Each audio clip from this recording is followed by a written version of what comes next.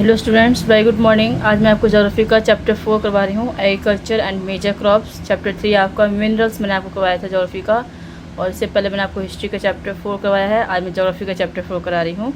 Very short answer type question देखते हैं। पहला, name the 2 important fibre crops in India. तो वो है आप ऑफ इंडिया, तो ये है आपका कॉटन और jute fibre crops. Name 2 important sugar cane producing belts in the country. 2 important sugar cane belt बताइए। तो sugar cane is cultivated in 2 belts in northern plain from Punjab to Bihar. एक बेल्ट आपका ये हो जाएगा। सेकंड है आपका in peninsular India from Gujarat to Tamil Nadu, Maharashtra, Karnataka and Andhra Pradesh. Third है आपका name the city where sugar cane research institute is located. वो है आपका कोयम्बटूर में। शॉर्ट आंसर टाइप करेंगे। अब क्वेश्चन आपका है, फर्स्ट है आपका, what is the rank of India in the production of mango. Mango में कुछ क्या रैंक है इसका। तो वो है first rank, first among world mango producing country India का। Which state is largest producer of rice. Rice सबसे ज़्यादा कहाँ उगाया जाता है। तो वो है आपका West Bengal. Long answer type question देखिए। What are the determinants of cropping pattern in India. Cropping pattern के क्या डिटरमिनेंट होते हैं, क्या घटक होते हैं। In India the cropping pattern is determined किए जाते हैं किसके थ्रू, by rainfall, temperature, climate, technology and soil types. Question number 2, discuss the changing pattern of cropping in India. Changing cropping pattern क्यों होता, कैसे होता है। तो फर्स्ट आपका है, cropping pattern is a dynamic concept because it change over space and time. It can be defined as the proportion of area under various crops at a point of time. ठीक, एक dynamic concept है। ये space और time के according change होता है और कई सारे पॉइंट ऑफ टाइम एक ही समय में। In India the cropping pattern is determined by rainfall, climate, temperature, soil type, technology and social economic condition of the farmer. और तीसरा, this change in the cropping pattern mainly occur due to increase in the price of crops.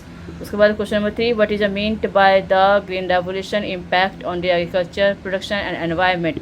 Green revolution का आपका है कि mean rapid increase in farm production. ठीक है, green revolution यानी कि हरित क्रांति फार्म में खेतों में उपज में प्रोडक्शन बढ़ाने के लिए करा गया क्रांति है, जिसमें क्या क्या एप्लीकेशन यूज़ हुआ था।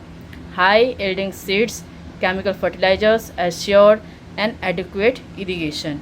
ओके, और इसका इम्पैक्ट एग्रीकल्चर पे ये था कि इससे वजह से फूड ग्रेन में काफ़ी प्रोडक्शन हुआ है। अब कंट्री अब आप हमारा सेल्फ सफिशिएंट हो गया इन फूड ग्रेन्स में। और दूसरा, ग्रीन रेवोल्यूशन जो है एनवायरमेंटल में काफ़ी डिस्ट्रप्शन लेकर आया है। Excessive use of chemical fertilisers, pesticides contaminate the stream and the ground water with a serious health hazard for the people and water table has been decreased. Question number 4, what is the impact of globalization on the agriculture sector in India? Globalisation का क्या effect है। Positive ये है, positive impact ये है कि यहाँ पे मॉडर्न एग्रो टेक्नोलॉजीज अवेलेबिलिटी है, rise in production and productivity है, ग्रोथ ऑफ नेशनल इनकम है, न्यू एरियाज एम्प्लॉयमेंट है एग्रीकल्चर में, और भी सेक्टर जिसमें हमको काम मिलता है, एम्प्लॉयमेंट मिलता है, रिडक्शन इन पॉवर्टी है। उसके बाद नेगेटिव इम्पैक्ट है ये का कि काफ़ी सारे कब्ज ये डेप्ट आ चुके हैं, डेप्ट ट्रैप एंड फार्मर्स सुसाइड के ज़्यादा हो जाते हैं।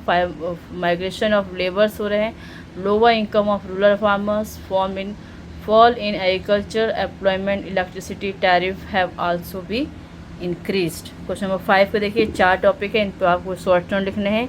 इको फार्मिंग या ऑर्गेनिक फार्मिंग क्या होती है। Eco farming, this farming avoid the use of synthetic fertiliser, pesticides, growth regulator, livestock feed activities. This type of farming rely on the crop rotation, crop residues, animal manure, organic waste, पूरी तरह से organic, कोई भी chemical चीज़ इसमें biological जो है नहीं लिया chemically. Pest control to maintain soil productivity. White revolution आपका है ऑपरेशन फ्लड भी जिसे हम कह सकते हैं।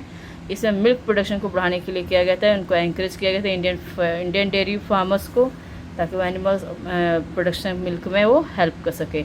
इसी को वाइट रेवोल्यूशन कहते हैं। ब्लू रेवोल्यूशन आपका किससे रिलेटेड है, फिशरीज से, यानी कि फिश या मैराइन प्रोडक्ट से। ठीक, मैरिन समुद्री जीवों से।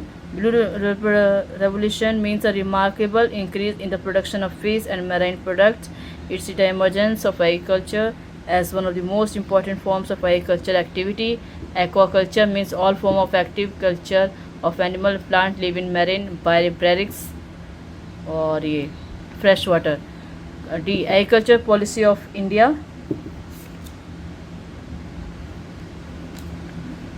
ये आपका लास्ट क्वेश्चन देखिए, agriculture policy of India. Agriculture policy of India, agriculture policy of India is mostly design by the government for raising agriculture production. ये पॉलिसी ज़्यादा इंडिया गवर्नमेंट के थ्रू बनाई जाती है ताकि प्रोडक्शन ज़्यादा हो, प्रोडक्टिविटी ज़्यादा हो।